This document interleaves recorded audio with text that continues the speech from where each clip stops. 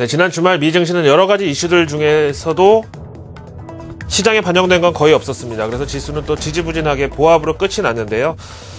그래서 오늘 우리나라 증시 개장에 미 증시 마감을 더하거나 뺄 것이 없고 중립이다라고 보기는 약간 좀 꺼림직한 소식들이 몇 개 들어가 있기 때문에 오늘 좀 경계를 좀 당부를 드리고요. 일단 이번 주 전망하고 주말 동안 미국과 유럽 증시 현지 분위기를 좀 체크해 보겠는데, 먼저 유로존으로 날아가 보기로 하죠. 그리스 문제. 잘하면 지난 주말에 타결이 될 것이라고 예상됐지만 벌써 일주일째 지연이 되고 있네요. 하지만 지금 현재 상황은 나쁘지 않은 것 같습니다. 보시죠. AP통신에서는 다음과 같은 제목으로 전하고 있고요. 우리나라에서는 관용어로 깻잎 한 장 차이 이렇게 얘기하는데, 여기서는 1인치 남은 것, 이렇게 아주 한 발짝 남은 것, 이렇게 표현을 하고 있네요. 계속 지연되고 있는 그리스와 트로이카 간 협상이 이제 거의 타결이 임박했다는 내용이고, 골자는 향후 2년 동안 135억 유로의 이 긴축을 그리스가 담당을 하는 것이고요. 이들은 주말에도 협상 테이블을 떠나지 않고 있는데, 거의 타결이 임박했다는 이 의견은 EU 금통위원장 올리 렌의 인터뷰 내용에서 소개되고 있고요.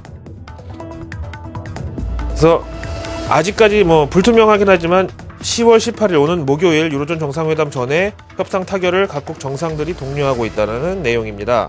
가장 최근 내용으로 보니까요, 어젯밤에 볼프강 쇼이블레 독일 재무장관이 싱가포르에서 개최가 된 한 경제 포럼에서 그리스의 디폴트나 유로존 퇴출 가능성은 배제하는 입장이다, 이렇게 여느 때와 달리 좀 단호하게 그리스를 지지하는 입장을 밝힌 것이 가장 최근 어젯밤 내용이었다라고 소개를 하고 있습니다.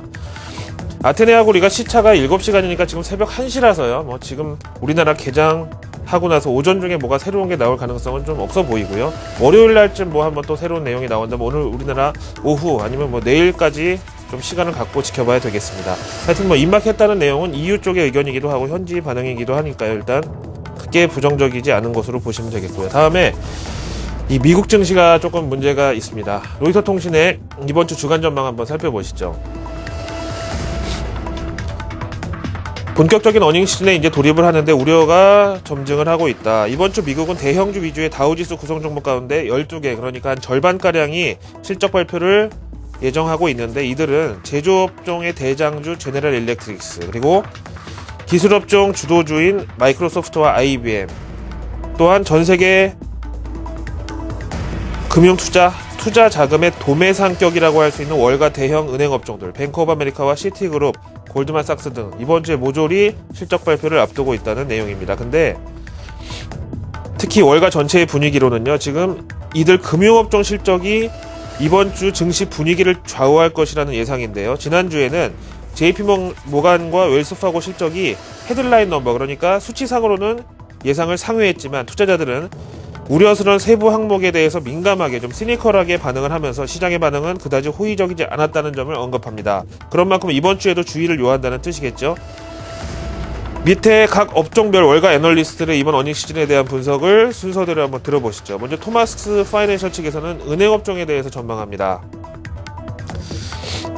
이번 실적에서 미 대형 은행들의 실적 호전을 확인하는 것이 반등에 가장 중요한 모멘텀으로 작용할 것이다.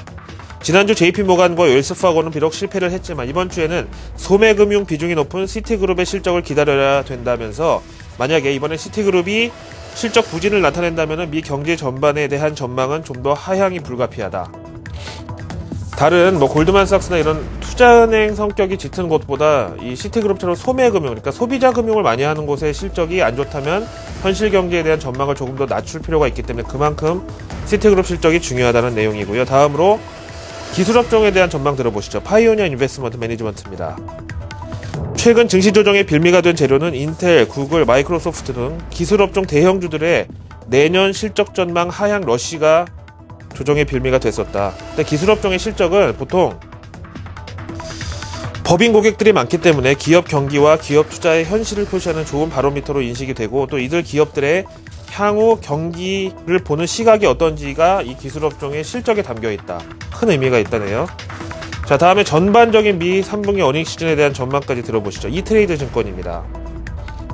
최근 유럽과 중국의 경기 둔화가 이번 실적 부진에 영향을 미쳤다는 증거가 속속 출현을 하면서 일단 투심은 경계주의보가 내려진 상태.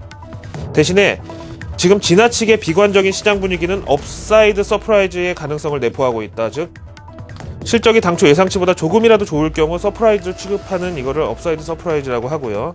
하지만 반대로 이렇게 눈높이가 충분히 낮고 실적 전망치가 내려와 있는데 이것마저 하회할 경우에 추가 하락의 가능성도 배제할 수가 없다는 강조를 하고 있습니다. 우리 증시 개장을 현재 37분이 앞두고 있는 상황인데요. 제가 유럽이나 미국 증시 보합이니까 우리나라의 중립으로 적용하기는 조금 꺼림직한 구석이 없지 않다고 말씀드렸는데 KBW 은행업종 지수 한번 보시죠. 일단 코스피 지수와의 지난 6개월간의 동조화 흐름은 확인이 되고 있고요. JP모간 사고 났을 때 한번 이렇게 강력하게 눌림목이 발생을 했다가 그 뒤로는 KBW 은행업종 지수가 좀 선행하고 있고 좀 더 상승폭도 크게 아웃퍼폼하고 있고 이런 상황인데요. 자, 우리나라 외국인 투자자들 중에는 검은 머리 외국인이고 진짜 푸른 눈의 외국인도 있지만 결국 이들은 본사가 있는 월가의 이 상황에 눈치를 볼 수밖에 없는 상황이죠.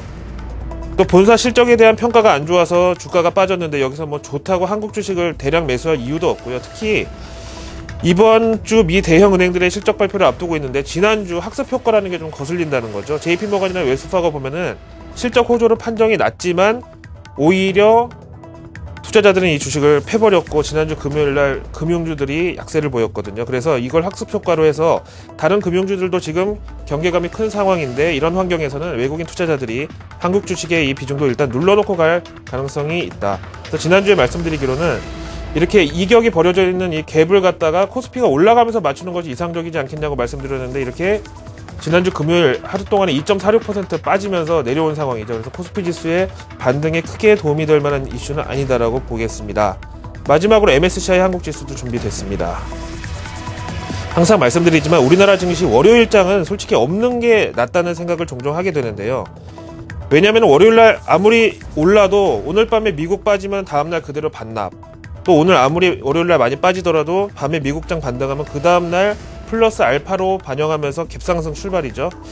자, 일단 외국인들은 한국 증시에 대한 선호도를 넉넉하게 좀 눌러놓고 지난 한 주를 마감한 것으로 보여집니다. 따라서 오늘도 이런 기조에 큰 변화는 없을 것으로 일단 월요일장 오늘 안 좋더라도 좀 각오를 하시고 오늘 밤 미국에 따라서 내일을 도모하시는 게 좋겠다. 이렇게 예방주사를 맞춰드리면 되겠습니다.